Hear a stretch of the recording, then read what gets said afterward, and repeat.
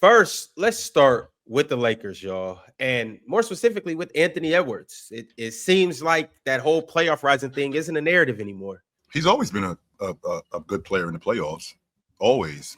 Even not just this year, not just last year. You know, when he lost in the first round, remember when he threw that chair? Like he got busy in the play. He's always gotten busy in the playoffs. He's raised his game. And the fact that he's now been able to stretch the defense like he's been able to stretch the defense and score, he's definitely a much better scorer today than he was 2 years ago. So he's always been a playoff riser more than anything. I'm happier for Julius Randle more than anything. And the reason why I'm happier for Julius Randle is because of not only the narrative of him being what he was in the playoffs, because he definitely created that. Let me not make it sound like it was something that was unfair. No, because he definitely created that. He was a guy in the playoffs who wasn't very good. He didn't shoot the basketball well. He was lagging on defense. But in this particular series, watching him, he's taking advantage of the Lakers' small lineups. He's taking advantage of him being able to get on the glass. He's taking advantage of them giving him open shots and knocking them down. He's been a big plus for them, no doubt about that. Yeah. You know what? I think what happened was, Chill, is that I over-indexed my own philosophy, and because I've been talking about, I feel like the Wolves for months now, and I basically been talking about like how good they've been. They've been like my Pacers West, you know, and I think they were a better team than the Lakers all year. But I think, to be fair, like the argument we all had when the trade happened on February 10th, we all came to the conclusion that, like, in terms of a shot making series, and I think Mars would even agree with this. Down the stretch of a fourth quarter, you expect Reeves, Braun, and Luka.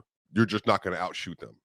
Like, that is their forte. Their defense isn't going to be, I think, anything of what it is supposed to be or whatever. Like, it's not supposed to be or anything. But their offense is supposed to be what carries them.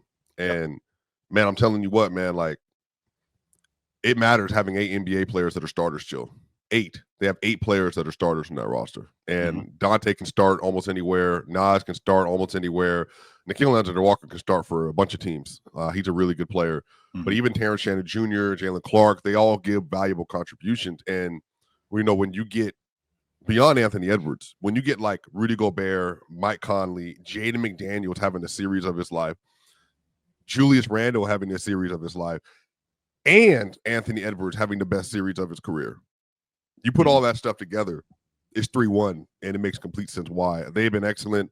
They've been extremely physical. Every time the Lakers went up 10 or 11 points, they chased them down, in part because Anthony Edwards over the shot making has just been out of this world. Sure. And when he gets all like that 1-2-2 zone put on him and it's Austin Reeves or Luke at the top, he's frying, either going to the rim and having his best playmaking series of his career. And the thing about playmaking, he's only averaging 5.8 assists per game. But it's the fact that he's creating so many advantages for his team. And I think he's gotten so much better at that. Even the dump off that he had to Julius on the drive in the first half. That was good. You know, even last year, I don't even think he would have saw that. So honestly, just like an incredibly coached series from Chris Finch. Shout out to everybody in the Minnesota Timberwolves. They honestly have all been so good. And I, for one, will publicly say Julius Randle has outdid every expectation I had for him coming into really from January on, ever since he came back from the injury, February on. He's been a different player. He's been really efficient, really good, fit well. And honestly, Chill, the reason why it's worked, his defense one-on-one has been really, really good. Well, it's interesting how this is where we are, Miles, and I want you to go because I know you got some stuff on your mind. But I think it's interesting how the tune changes because, you know, I was, again, in front of a firing squad because I had to come off the Minnesota take that I had when I had them in the finals earlier in the year, like before the season started. I had them in the NBA championship, and I had to come off of that because they looked less than. You know, they look like a team that, as good as their defense was the year before, it wasn't nearly as good as it was. I mean, their offense was less than. Yeah. In fact, late in games, it was average at best. Julius Randle looked like there were times when it looked like Minnesota might have made a mistake here, that they trading for him might have been a mistake. Only except this is where we are now with this team. And I thought that before this series started, I felt like Julius Randle, his ability to get on the glass and help hold the Lakers to one shot is going to be a big deal in this series. And I feel like that's what happened. Chill. This is something we acknowledge, though. In the beginning, where it was me, you, and Ox, that we're standing firm that this was a good trade. Now, just because it's a good trade doesn't mean you actually won the trade. Yeah. Sure. But we all said that we liked the trade for the Minnesota Timberwolves. I dug it. I did. I'm saying that to say, obviously, things were rough in the beginning. It took them a while to get things together, but we all know that. When you make a trade like this, even for the Lakers, though, this is the same thing that can be said for the Lakers. When you make a trade of this magnitude, it takes time for everybody to get on the same page. Well, it took the Wolves a little bit, but now here we are after the full season, and what do you know? It looks beautiful. Now, I am going to say this, and I know this may sound like I'm Captain Obvious here, but the Game 5 winner wins this series. And I'm going to say this again for the people in the cheap seats. The Game 5 winner wins this series. If Minnesota wins Game 5, series is over. If the Lakers win Game 5, we coming back to Crypto.com for Game 7. I'm telling y'all right now. If the Lakers win Game 5, we will be back here what on gets Sunday for Game 7. What gives you that hope, though, given that we'll talk about the as you would like to say, the meats and potatoes of the game, maybe biscuits and gravy as well. I think some of this is they don't have. Again, this is why them having 3 starters off their bench, Chill, it doesn't matter. Number one, Bron hasn't been the best player in the series, nor is Luka, I would argue. I think you can make an argument for Anthony Edwards. Anthony Edwards has been the best player in the series. But I think it's the fourth quarter stuff that's mattered a lot. Like Luka's, I think Luka's 5 of 17 in the 4 quarters of the series. Somebody please correct me if I'm wrong. Sure. But I think he also is getting worn out as the series goes on, whereas Ant is still playing really well down the stretch. And I think there's something too, very similar to SGA, you being able to create offense in the middle of the court. I think it's been really important. I think Anthony Edwards has just been phenomenal at that spot. But Chill, the Lakers have,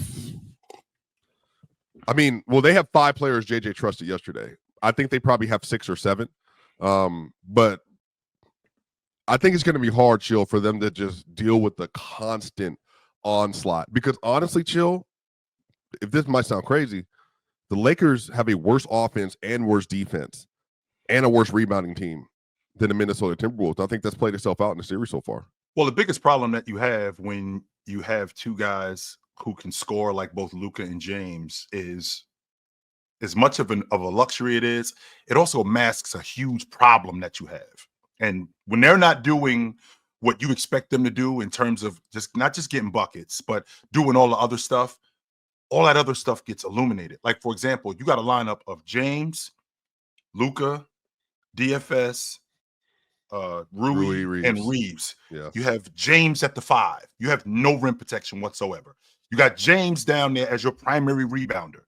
And that works 5 years ago, right? It does work 5 years ago. It doesn't work today. No, it does not work today off the strength that it doesn't work today off the strength that not only is he older, but the fact that gang rebounding that you should have, you don't have it. And now Minnesota has it, where both Rudy and Naz Reid are now attacking the glass, which now leaves you to have to deal with a guy like Julius Randle one-on-one, or even him by himself. That's where you guys end up getting held to one shot. However, I think that JJ Redick made a mistake in this game. I think he tried to experiment to see if he could stick with this lineup and see if he could win with this lineup for the rest of the game. I don't think that he's going to do that again. And I think that James will get more rest. I think that Luka will get more rest. I think that Reeves will get more rest. But I said this before the series started, that if Minnesota was going to take care of the Lakers, they have to do it fast. And this is where we are. We're in Game 5. So if they're going to win this series, I think that they got to end. But wouldn't the fatigue be more on the Lakers side than the Wolves side down the stretch of a series? And the reason why I don't think that the reason why I don't think that is because, again, if you can get James more in rotation, right, where he doesn't have to play the entire second half. I mean, Swiper, he spends $1 million on his body. I mean, this is what he's doing it for. Now, of course, you can't run him into the ground. I'm not saying that part. No, I'm definitely not saying that. I'm not saying that you got to run him into the ground. What I am saying, though, however, is you do have to get him some rest, and not much rest, because this Minnesota team. But I think the point is, they got 3 other players they're bringing off their bench that are starters. And Mars, again, that's why I definitely want you to interact here. But I think that's the problem. It's like, okay, like we play Bron less minutes, but we're still bringing Reed and, you know what I mean, and Dante and offensively off the bench. tricky. offensively, But even defensively, like none of those players are sieves defensively. Nas is obviously not like DFS. DFS is actually supposed to be a rotation guy, and right. So DFS is a solid defender. Vando is a solid defender. So with that, Vando can't play though. You see the series. Problem. That's the problem. Because we got to have guys make open shots, and the fact that he can't, that's definitely going to be a big problem for them. So if Minnesota's going to end this series, they got to do it tomorrow night. End it. Yo, Mars, talk to us about what you've seen in this series, how you feel about this series, and specifically last game. What stood out to you? I hate to step in and interrupt this intense yap session that you're currently watching, but I just have to inform you on all the amazing, spectacular, fabulous, endless ways to play and win over at Prize Picks. Basketball fans, I know the season is just tipping off. Yes, I know this. But you know what that means? It means that you have an opportunity to pick your favorite players and their matchups that are the most thrilling, and you can win money from these. With Prize Picks, you can play daily NBA contests and test your hoop knowledge by choosing the player projections and every single stat line imaginable to make your Prize Picks and take home some nice hard-earned cash. Are you a rookie in the game?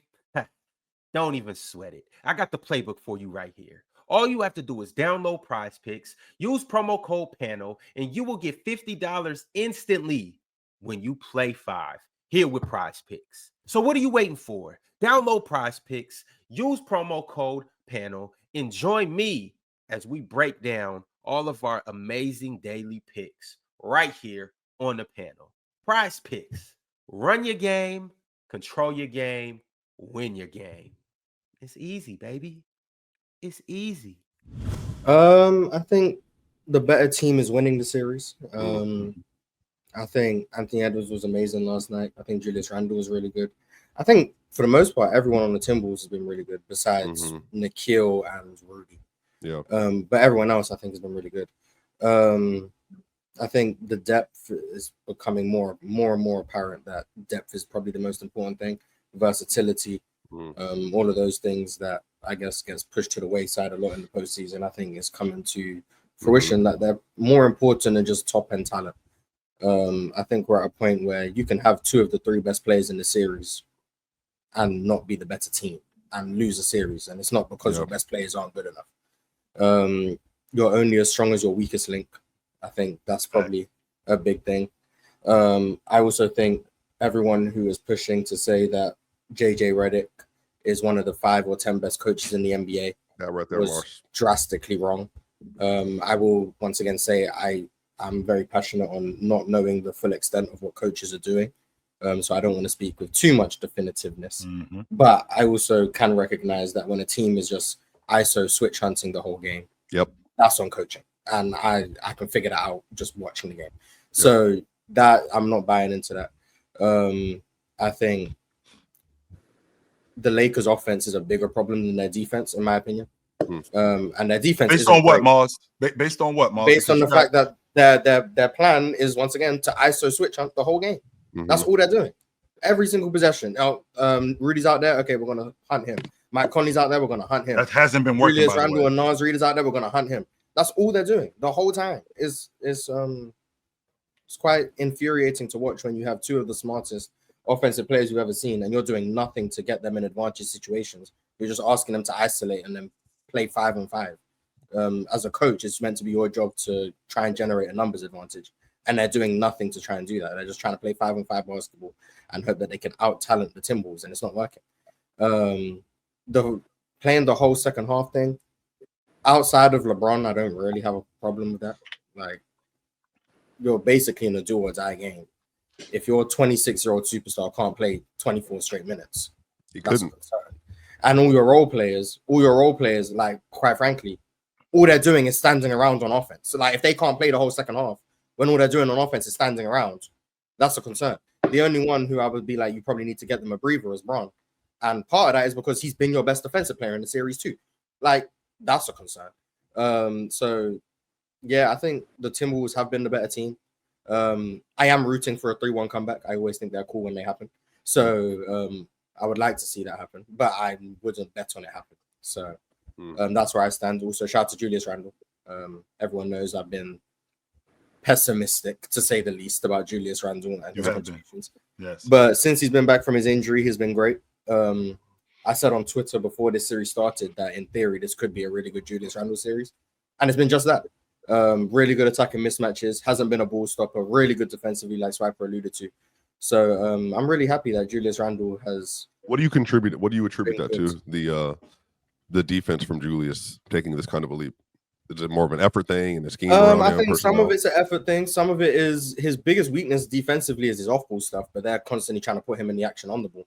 Yeah. And the best case scenario for Julius Randle is guarding bigger wings who aren't faster than him, but he can match their physicality. And that's what the Lakers have.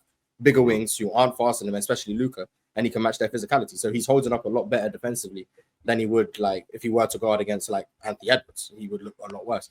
So like I think it's just a good matchup for Julius Randle, and I think he's doing a really, really good job. I didn't know Anthony Edwards was leading the Timberwolves in rebounding. Didn't know that. Well, that's because Rudy only plays about yeah, because he can't stay on the court. But Rudy only plays about 25 minutes a game. Respect Mars. The defense is really good with him out there. I'm not saying he can't stay on the court because of his offense, not his defense. His defense has been amazing. His offense just sucks. But that's all I really have on the series. So. Yeah. First off, what's good, Austin? What's good, Ox? What up, y'all?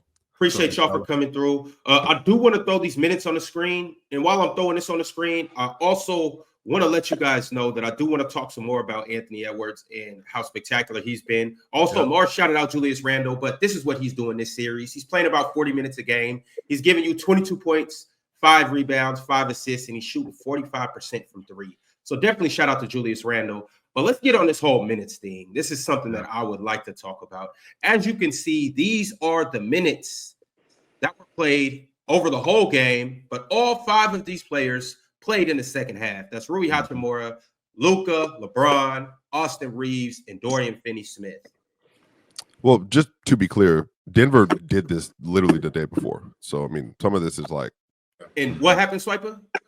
They won, but they collapsed a 24-point lead. I think in part because of fatigue. This is the only point I'm making about the Swiper. No, you collapsed a 24-point lead because of a zone defense. But if the Lakers blows my mind, by the way, like all of a sudden, because of his own, Denver doesn't know how to play against the zone that's defense. an Adam conversation for later. Zone defense. I watched it, but anyway, we can get back to the Lakers. But if the Lakers would have won this game, JJ Redick will be praised and called a genius for this. Yeah. But since they lost, and y'all correct me if you believe I'm wrong, since they lost, now JJ's a terrorist. Now he's in Darvin Ham territory. What would have happened if they would have won this game, Ron? What are we doing if they would have? Because they played the whole second half, and if they win this game, is this even a topic of conversation? No, maybe it is just because it's the Lakers. But people would say he pushed the chips all in. He did what he had to do. He's a grimy, gritty coach.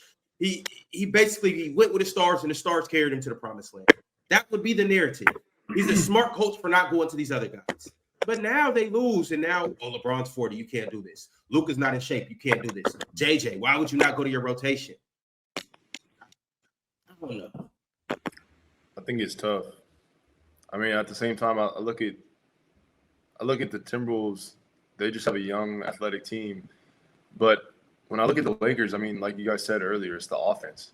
The offense just it's not even what it was at the end of the regular season. It's so much isolation. It's so much hunting man-to-man. It's so much just and isolation so far from the basket. I wouldn't have a problem if LeBron was posting up every once in a while, trying to go out and mismatch, trying to get the ball out from the post out to the perimeter for open threes. But it's all at the top of the key with 4 guys looking behind the defender, looking at the ball, ready to play defense. So I don't know. It's a weird situation. But when I watched the beginning of the game, I thought Jackson Hayes gave him a good energy, caught a lob. I think it's some effort plays, trying to get some offensive boards. Austin, 3 fouls in like 6 minutes? Get Jackson ass off the floor. Man. But you can't play a minute in the second half? A minute, not a one lob. The only lob threat on the team, you can't get a minute in the second half? I feel like it's kind of strange. It may be frustrating, but you've never seen a playoff team win series without one key guy from the bench. Although Rui Hachimura is back and forth, you don't know if you're going to get what you're going to get from every night. But there's always been certain guys off the bench to give you something, whether it's 8 points, 6 points, 10 points, they can give you something. So I mean, it's hard because You can't win a series with just 5 guys. You can't win a series with 6 guys. It's got to be that 7th, 8th guy to come through in a series. That's how it's always been. It's always been like that. So it may not be like even for a team like the Warriors, although Steph is putting up these points, it's always that one guy who makes a little bit of difference in that game. Like Gary Payton II made a big difference in that game. You know what I'm saying? So it's just always like that. You got to find which guy that is off the bench. It's hard to do that in a game like that, but a coach has to kind of figure out which guy it's going to be off the bench to try to make an impact. But with what you just said, we have a heavy isolation player in Luka. That's what he's been throughout the course of his career.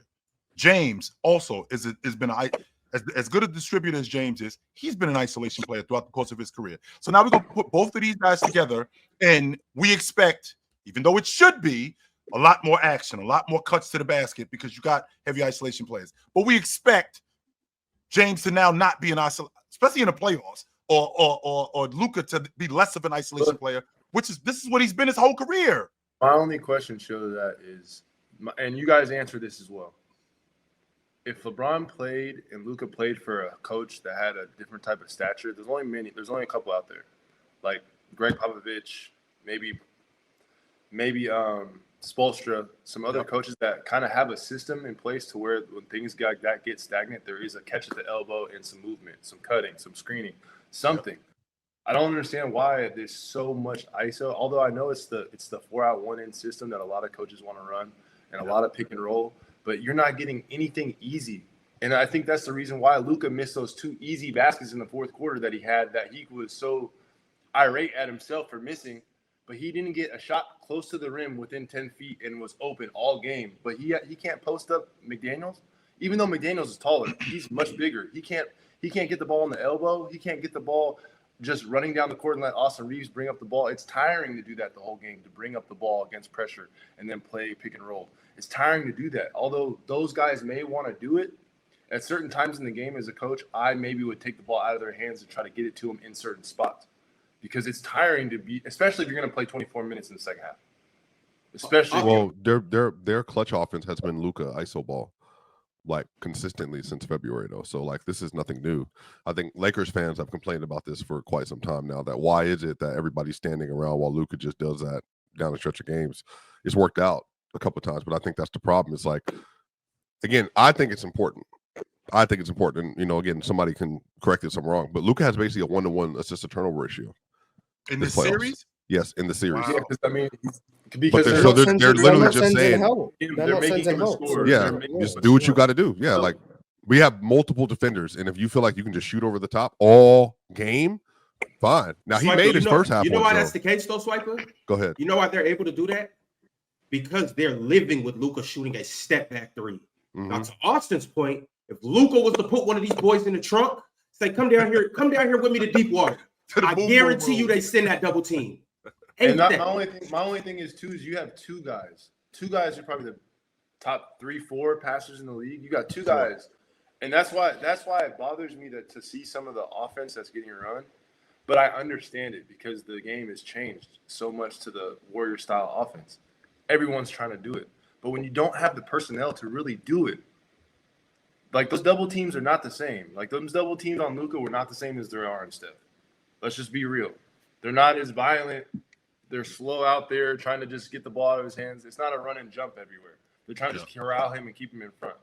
So when you watch the game and you see him get doubled at half court, you see him get doubled all over the court, why not try to get the double? Get the double team on the block, because then you know at least a swing corner 3 is coming. You know certain shots are going to come, and those role players, those guys live for those shots. It's hard to live for a shot that you're not unsure of getting. You know when Joel Embiid, Jokic, or some guys get doubled on the block and they hit that first guy on the top of the key, that next guy is rotating, the next guy rotating, and you're living and you're shooting that 3 ball in the corner at like a 40-something% clip rather than a 30% clip when you're getting it with 5 seconds left on the clock. I just think that the Lakers offense really could just do a lot more for themselves if they try to get the ball a little bit closer to the basket. They've never really been They've never really been a heavy action off the basketball ball movement type of team. It's always been James pick and roll, James pick and dive, James pick and pop with Austin Reeves. Luka's got the ball, Luka's 1-on-1, and If the ball is moving around the perimeter, the ball is moving around the perimeter. Just with it moving around the perimeter, there's nobody screening for each other. Nothing like that is going on. So when you get into the playoffs, and Austin, you can appreciate this because you've been in the NBA. When you get into the playoffs, we highlight that sort of stuff. They don't move the ball very much. And when they do move the ball, nobody else is moving. So it kind of defeats the purpose of moving the ball if we just standing around. So we're closing out hard on Luka, but we're not going to close out hard on Gabe Vincent. That's why it looks like these guys are moving. When in reality, all of these dudes are doing is just standing around in the perimeter and the ball's moving. That's it. And when I look at it, it's crazy because I look at the players that they have, and I feel that LeBron is, even with Julius Randle, who's a bigger power forward nowadays, you would say, LeBron's still bigger than him. LeBron can still draw fouls against Yes, he the is. Yes, he is. Why don't you like that, Swiper? He's 6'9", he's 250. Julius Randle. Julius Randle is about a young tank, so I mean he ain't LeBron big. put Julius Randle in the basket. No, they both big though. Like I'm saying, they both swole. Yeah, they both on the swole scale. He has been going at him too, Ron. And when I say going at him in terms of the physicality, he's been going at James. How hard is it for Austin Reeves to bring the ball up and do a cross screen, down screen? Like I'm sorry, it's not rocket science to where like it's so difficult to run a simple play. Like you can do that in an off day, create. But what is Luka supposed to do off the ball, like in the clutch? I guess because that's not been his story. LeBron has to do. Yes, screen, slip screens, dive. We had a whole argument about Luka and these screen and cuts a couple months ago. Yes, screen, slip, fade. That's what I want to ask. That's what I want to ask, Swiper. Is because right quick. Just let me read this $100 super chat, and I want to hear your thoughts about the whole game and your thoughts on this specific point in the conversation.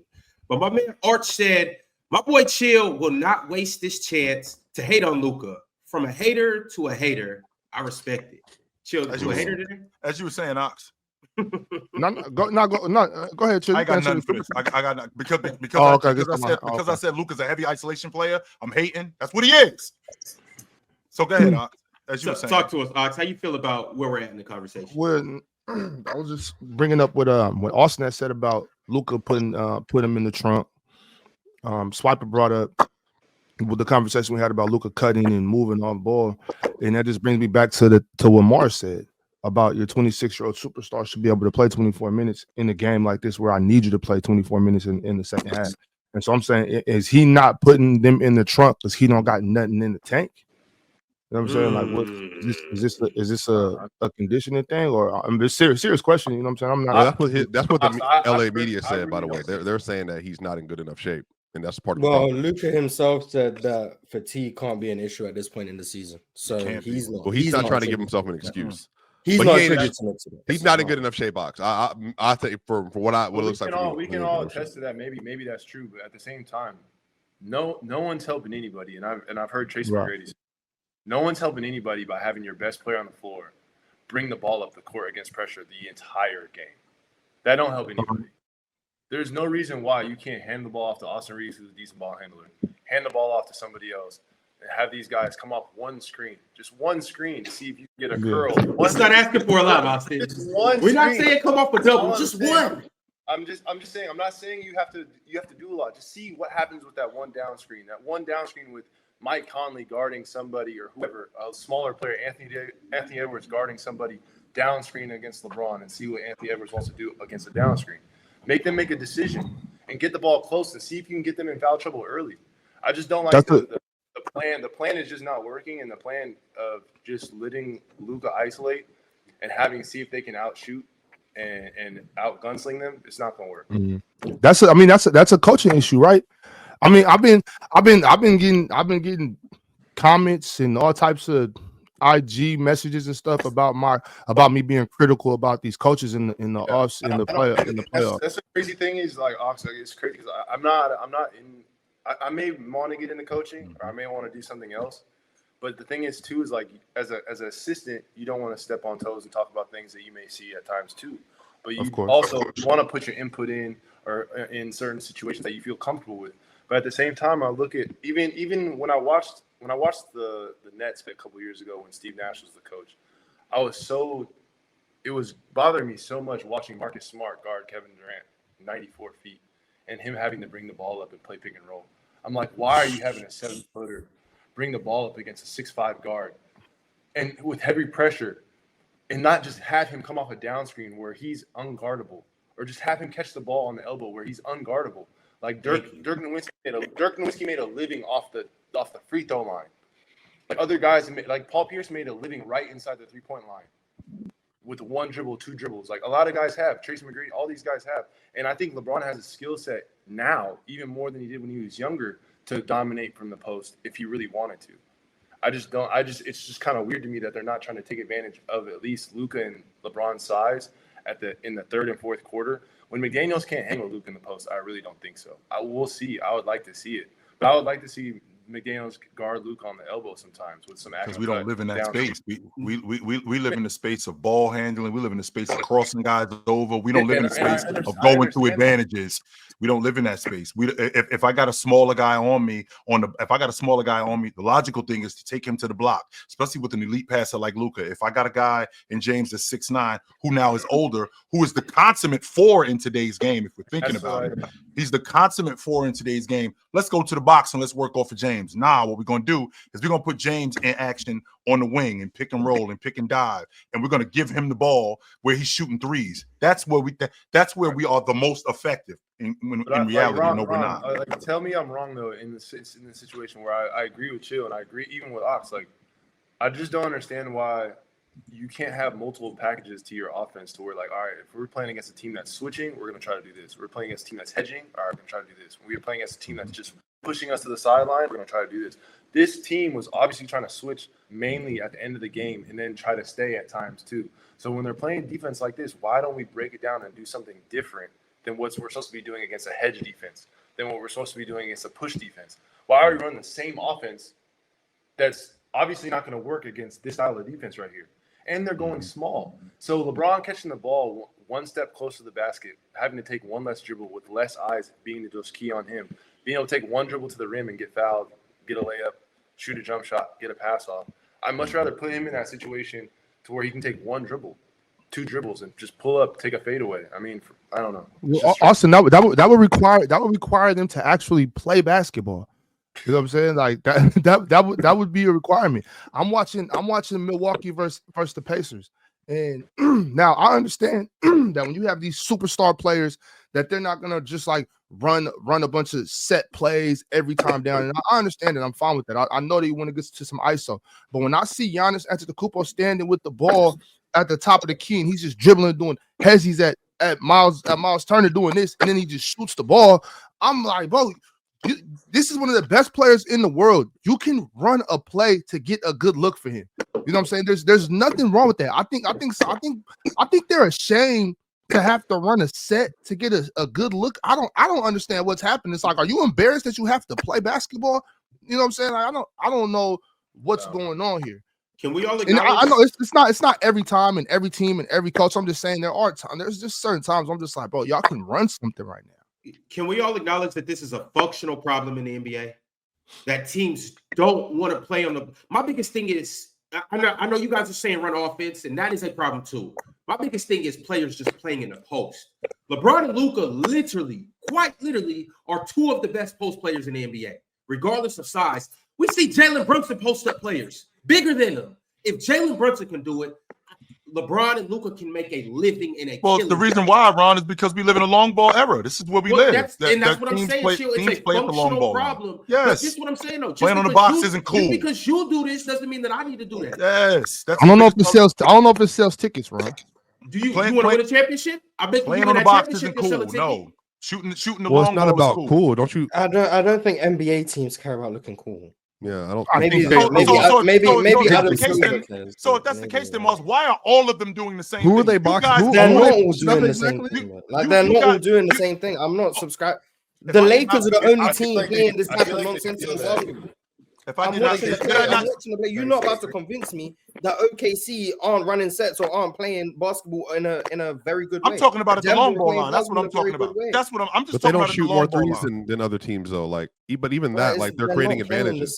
Their whole offense has been creating advantages since Luka got there. Like the entire offense, it's a Luka offense for the most part. Yeah, I'm not turning the Lakers' problems into a league-wide epidemic. It's the Lakers' problems are the Lakers' problems. It's not a problem for the NBA. If you're watching, you want to watch sets being run. the Cavs are playing beautiful basketball right now. Are they shooting a lot of threes? Yes, but they're playing just like the Celtics. The Celtics are creating a lot of Mars, threes. that's not the point that I'm making. Lakers are doing. You said they're playing the same. That's what you said. Yes, these other they're teams. not playing the same. I'm not just talking about I'm not talking about just in the playoffs. I'm talking about across the league. I disagree with you. Because so if I see the Chicago Bulls shooting 53s, because why? Because the Celtics are doing it. But the Lakers don't shoot. That's my point, Mars. They're not. So you shouldn't be doing it. That doesn't mean you're playing the same because the end product exactly what it means. The end result being a 3 doesn't mean every team's playing the same. You're not good enough to do what they're doing. That's the not end result being a 3 does not mean every team's playing the same. And the only teams that are really copying the Celtics maybe are the Bulls and the Hornets. That's it. No other team is copying that formula. OKC doesn't play like Boston. Cleveland doesn't play like Boston. The Knicks shoot barely any threes. They don't play like Boston. The Pacers don't play like Boston. The Pistons don't play like Boston. The Wolves don't play like Boston. The Nuggets definitely don't play like Boston. The Houston Rockets definitely the Pistons don't play like the Celtics. They don't shoot the long ball, Mars. Are you kidding me? The Pistons with both Michael Beasley, they're taking 31. They're taking 31 threes a game right now. Boston taking 42. They're near the bottom of the league. But chill. I don't think Mars is necessarily saying about the fact that they're shooting threes. I think it's talking about more so the way they're getting to their threes. Right. That part I'm not arguing. I'm not even saying they are, Mars. All I'm saying is that I think Mars is more so talking about the process of it. And to that point, Mars, I'm not saying every team is doing this or doing that. Yep. I'm just saying that there are times in the basketball game where you need to get a good look. And once again, I'm not talking about every team. I'm not talking about OKC in particular. I'm talking about a lot of NBA basketball teams. I feel like are relying on their superstar to play ISO basketball in certain situations when in fact I think they can get a better look if they were to run an actual basic play. I'm talking about Austin said you could screen across, screen down, stuff like that. There's certain just simple quick hitters that I think that these NBA teams could lean on more often than Giannis Antetokounmpo standing around the 3-point line, dribble, pull up. And I know that's not an every time down situation, but when it happens in late game situations, I just don't think it's a good look for their offense. But they also run a 5-out offense, Chill. They don't have the person. Who does? The Lakers. The Lakers run a 5-out offense to generate the best shot possible. So they don't have a big. They don't screen and roll. Even if you play pick and roll versus them, you're switching versus the Lakers because they're not, like, unless it's Rudy. But even Rudy is switching. So like they're not even able to create like certain advantages. So when they do get down to the post, like okay, so now you're taking Nickeil Alexander-Walker to the post and you're getting like weak side flash help from Rudy or Nas or whoever else. It's just a more difficult shot. They've been getting largely good looks. Even in the fourth quarter yesterday, they got open threes.